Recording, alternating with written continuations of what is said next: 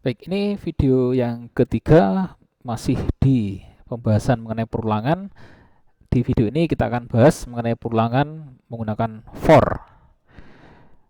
Agak sedikit berbeda dari dua perulangan sebelumnya, while dan do while. For ini bisa dikatakan lebih simple, lebih mudah diimplementasikan daripada while dan do while. Oke, seperti apa perulangan for? Oke, ini untuk flowchartnya seperti ini. Nah, ini ada perbedaan ya. For atau perulangan for menggunakan simbol seperti ini. Nah, for ini terdiri dari nilai awal, kondisi, increment atau decrement yang posisinya dalam satu baris. Ya, kalau di while dan do while tadi kan di baris yang berbeda. Nilai awal, kondisi, increment, decrement berada di baris yang berbeda. Tetapi untuk for ini lebih simple, jadi satu baris. Karena di dalamnya sudah ada nilai awal, kondisi, dan juga ada increment, decrement. Setelah itu melakukan proses. Nah, setelah itu dia akan kembali lagi selama kondisinya masih terpenuhi. Ketika kondisinya di sini tidak terpenuhi, maka dia akan keluar dari perulangan dan tidak melakukan proses kembali. Ya. Oke, ciri-ciri dari perulangan for yaitu satu, jumlah perulangan diketahui pasti. Kenapa kok bisa dikatakan pasti? Karena di sini sudah dituliskan di awal. Ya. Di awal pada saat menuliskan for, kondisi atau nilai akhir itu sudah dituliskan di sini sehingga langsung diketahui. Oke, jumlah perulangan diketahui pasti dari ya penulisan struktur atau perintah dalam satu baris saja. Jadi ya, satu baris saja, jadi simple gitu ya. Yang ketiga, harus ada kondisi awal dan kondisi akhir. Nah, kalau ini sama ya, sama semua seperti di dua perulangan sebelumnya. Kemudian yang keempat, jumlah perulangan minimum 0 kali. Jadi sama dengan while yang minimum perulangannya hanya 0 kali ketika kondisinya itu salah. Ini adalah gambaran kalau kita berikan nilai pada for ya. I sama dengan 0, berarti ini nilai awal mulai perulangannya adalah diawali dari 0, kemudian I lebih kecil sama dengan 10, ini adalah syarat atau kondisi perulangan. Ya. Ketika I lebih kecil atau sama dengan 10, maka perulangan ini akan dijalankan terus. Ya. I++ artinya setiap perulangan I akan ditambah dengan 1. Jadi kalau awalnya I adalah 0, ketika perulangan berjalan sekali, maka I jadi 1. 2 kali I jadi 2, 3 kali I jadi 3, dan seterusnya.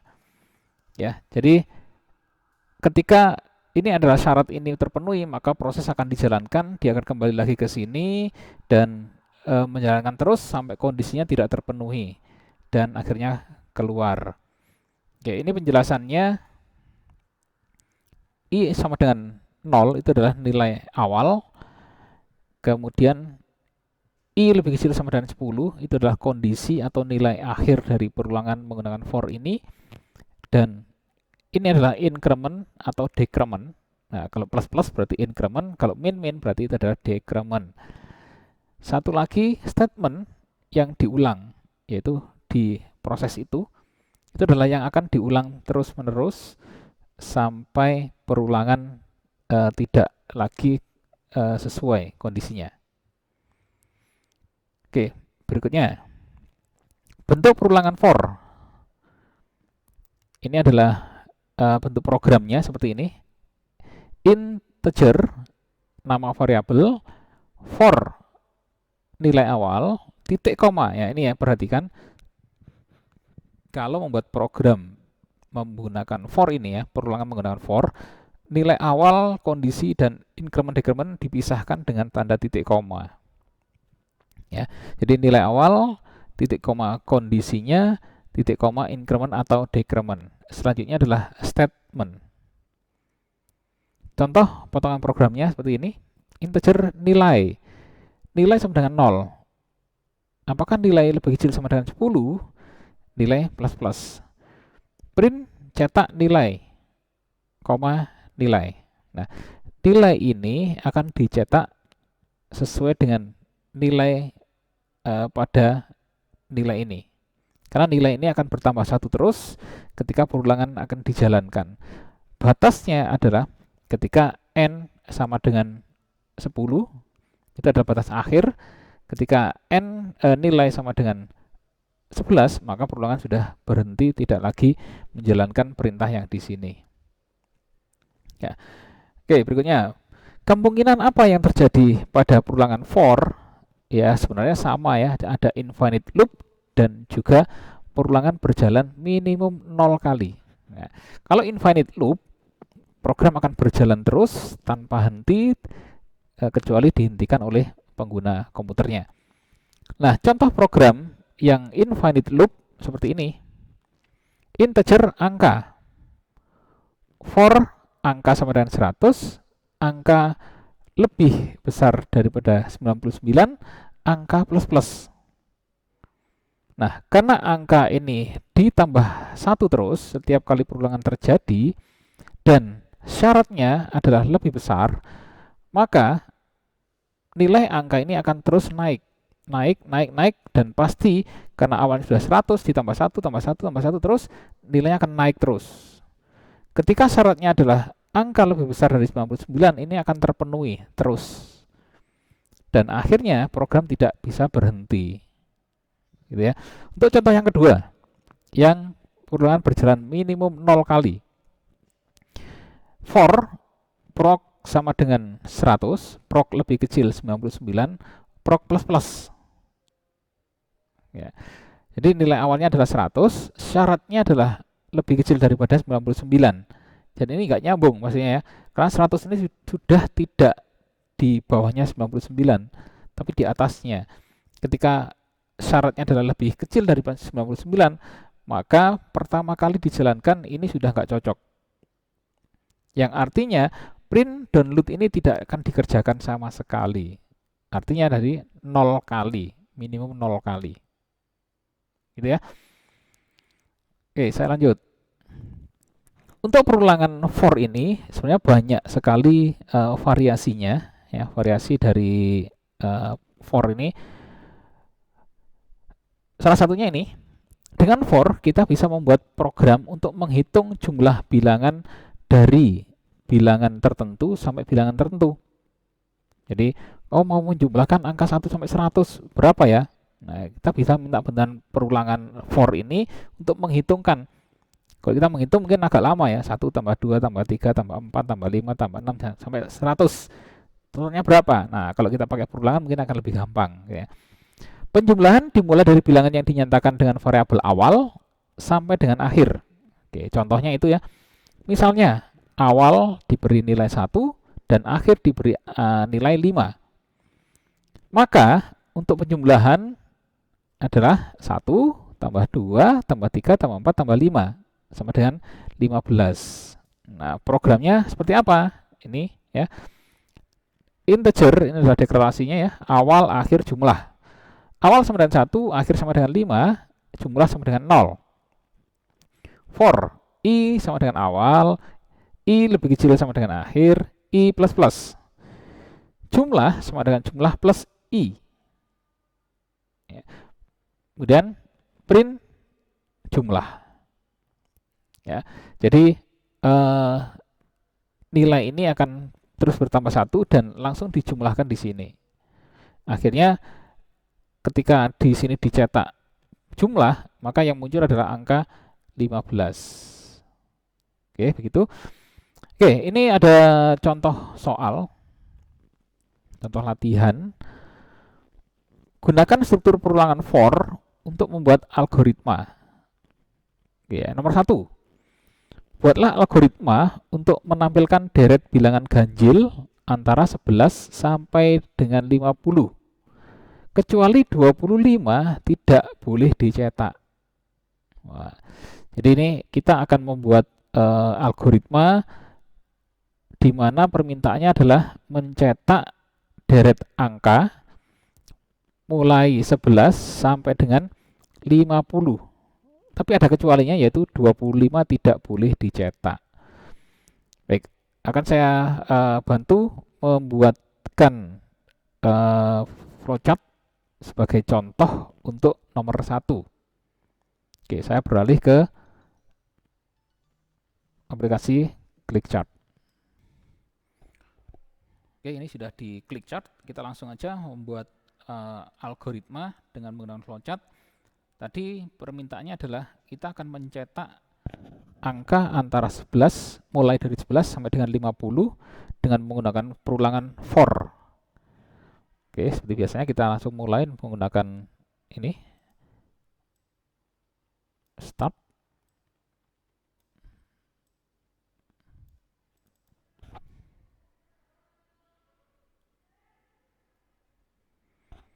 Oke, setelah start, biasanya saya akan membuat deklarasi, jadi deklarasi variabel. Oke, saya gunakan dua variabel di sini.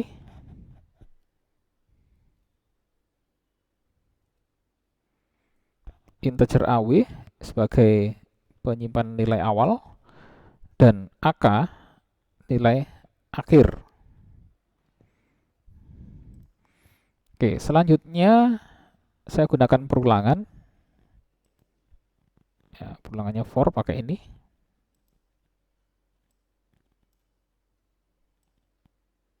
Oke. Isinya di sini adalah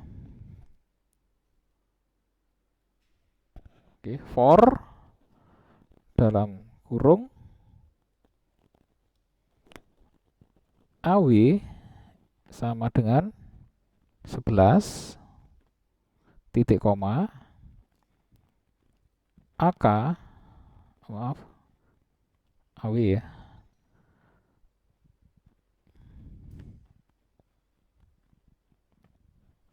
AW lebih kecil sama dengan 50, kemudian AW plus plus.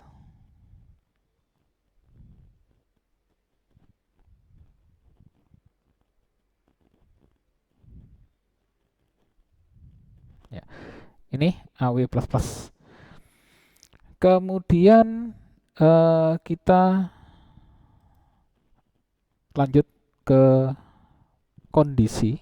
Ya, kondisi ini kenapa kok kita pakai kondisi? Sebenarnya di sini sudah ada kondisi untuk akhir dari perulangan, tapi kondisi ini kita akan gunakan untuk tadi karena ada syaratnya angka 25 tidak boleh dicetak.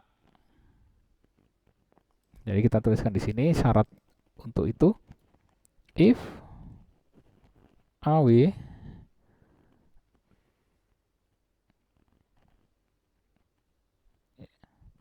sama dengan, maaf, ketika AW tidak sama dengan 25, maka lakukan pencetakan. Cetak.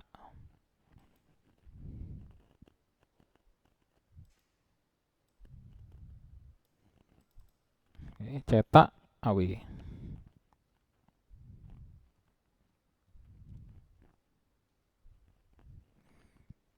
Oke, setelah itu, cetak ini akan kembali lagi ke atas. Oke, saya ini aja langsung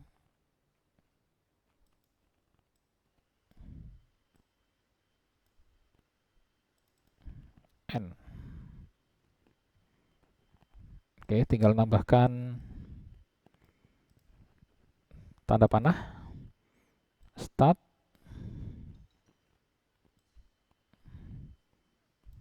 Oke, setelah ini dicek kondisinya. Jika iya, maka cetak AW. Jika tidak, kita akan, maaf sih. Jika iya, tadi cetak, kalau tidak, Kalau tidak, dia akan kembali. Oke, saya taruh sini dulu.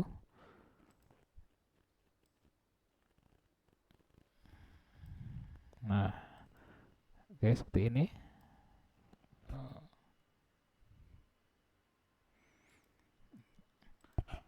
Oke, iya, tidak. Kalau perulangan selesai, dia akan ke sini.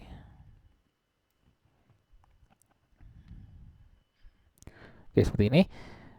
Baik, kita coba baca atau kita coba gunakan flowchart ini apakah sesuai atau tidak. Oke, pertama kita deklarasikan, kemudian for AW sama dengan 11, AW lebih kecil sama dengan 50. Jadi perulangan ini dimulai dari angka 11 sampai dengan 50. Setiap perulangan nilai AW akan bertambah 1. Oke, berikutnya ini adalah kondisi untuk memfilter angka 25 tidak agar tidak tercetak, gitu ya. Oke, ini maaf, ini saya akan tambahkan teks untuk true dan false.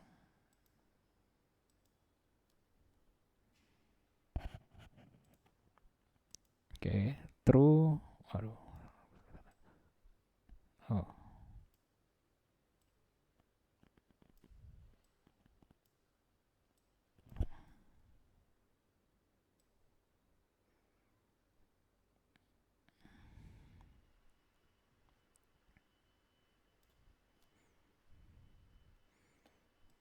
Oke.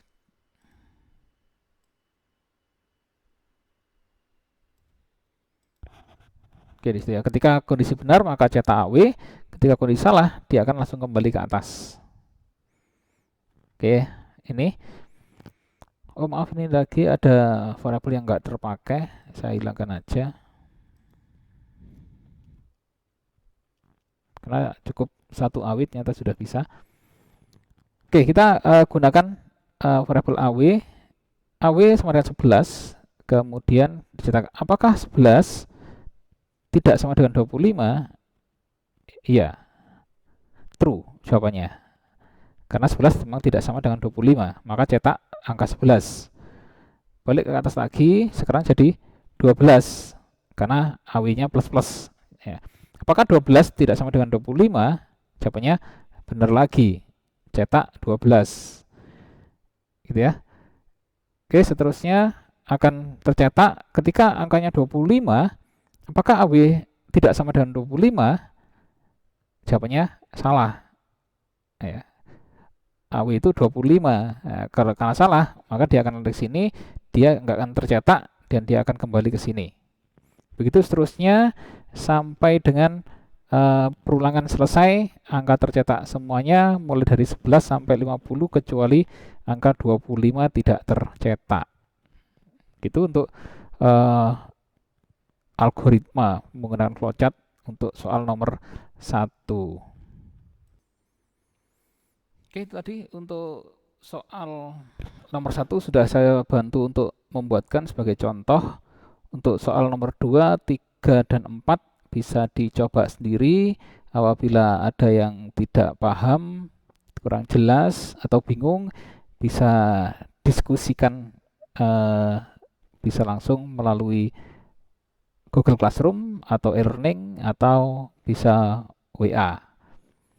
Oke, satu lagi.